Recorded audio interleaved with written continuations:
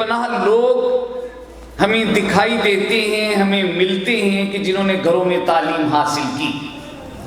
لیکن کہیں ان کی شخصیت کے اندر کوئی گیپ، کوئی خلا باقی رہ جاتا ہے، اور اس کی وجہ یہ ہوتی ہے کہ وہ کسی ادارے کا حصہ نہیں بنے ہوتے۔ آپ اس وقت غزالی کا حصہ ہیں،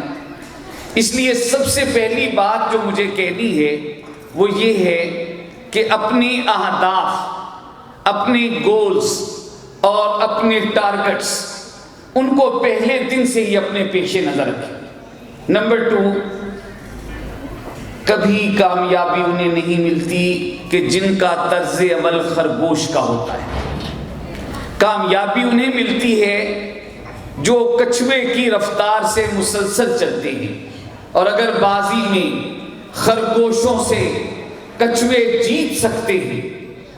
اگر بازی میں خرگوشوں سے کچھوے جیت سکتے ہیں تو تم سے اس کہانی کی بھی نقالی نہیں ہوتی۔ مسلسل کنٹینیوٹی کے ساتھ جد و جہد کرنا، محنت کرنا، یہ صرف آپ کی ضرورت نہیں ہے، ہم سب مل کر اس ملک پاکستان کو مستحکم کر سکتے ہیں، مضبوط کر سکتے ہیں، اور اس کی آواز کو توانا کر سکتے ہیں۔ میں یہ سمجھتا ہوں کہ ہمارے اصلی حریف انڈیا کو پاکستان پر حملہ کرنے کی جرت کیوں نہیں ہوئی؟ اس لیے کہ یہاں ہمارے ایٹامک سائنٹسٹ ڈاکٹر عبدالقدیر اور ان کی پوری ٹیم وہ موجود تھی۔ انہوں نے یہاں کی سرحدوں کو ناقابل تسخیر بنایا، اور انہیں معلوم ہوا اس دشمن کو کہ یہ بے ہنر لوگ نہیں۔ ڈاکٹر صاحب تو چلے گئے، میں آپ جو لوگ یہاں بیٹھے ہیں آپ میں سے کچھ ڈاکٹر عبدالقدیر تلاش کر رہا ہوں کہ جو شعور اور آگہی،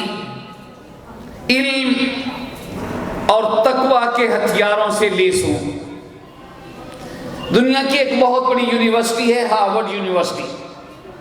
یہ اتنی بڑی یونیورسٹی ہے کہ اس یونیورسٹی کا بجٹ کئی ملکوں کے بجٹ سے زیادہ ہے۔ ہارورڈ میں پڑھنا ایک اعزاز ہے، اور ہارورڈ میں پڑھانا اس سے بڑا بھی اعزاز ہے، اور وہ جنہیں وہاں پر وزٹنگ لیکچرار کے طور پر انوائٹ کیا جائے یہ اس سے بھی بڑا اعزاز ہے۔ لیکن پاکستان کی ایک پرسنالٹی کو وہاں پر انوائٹ کیا گیا، یہ بتانے کے لیے کہ دنیا کے اندر سود کے بغیر بھی کوئی معیشت کا نظام کام کر سکتا ہے۔ یہ ڈاکٹر امجد ثاقب ہیں جنہوں نے ثابت کیا کہ انٹرسٹ فری مائکرو فائنانسنگ کی جا سکتی ہے، اور ایک تھوڑے سے عرصے کے اندر لوگوں کو اپنے پاؤں پر کھڑا کرنے کے لیے 50 ارب روپے سے زیادہ فری آف انٹرسٹ لونز انہوں نے دیے۔ اگر آپ کو موقع ملے تو ان کی خود نویش اخوت کا سفر اس کو ضرور پڑھیے۔ ایک آدمی جو میٹرک بھی نہیں تھا، لیکن جب وہ دنیا سے رخصت ہوا تو پورے پاکستان کے اندر سوگ کی ایک کیفیت تھی، جس نے ہمیشہ نہایت سستا ملیشیا کا سوٹ پہنا، جس نے ربڑ سول کی چپل پہنی، لوگ اسے عبدالستار ایدی کہتے ہیں۔ میں ابھی پچھلے دنوں دیکھ رہا تھا کہ جب افغانستان کو سامراج سے آزادی حاصل ہوئی تو ایک آدمی میاں محمد عبدالشکور تھا، جس کی ہدایت پر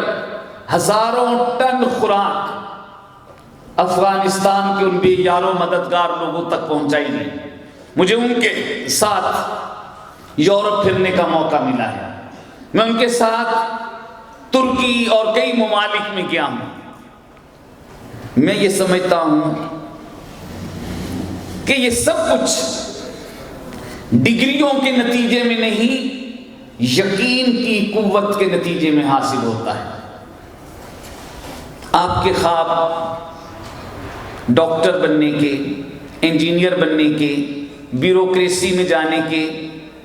جوڈیشری میں جانے کے، ایگزیکٹو میں جانے کے، میں ان خوابوں اور ان کی تعبیروں کو سلام کرتا ہوں۔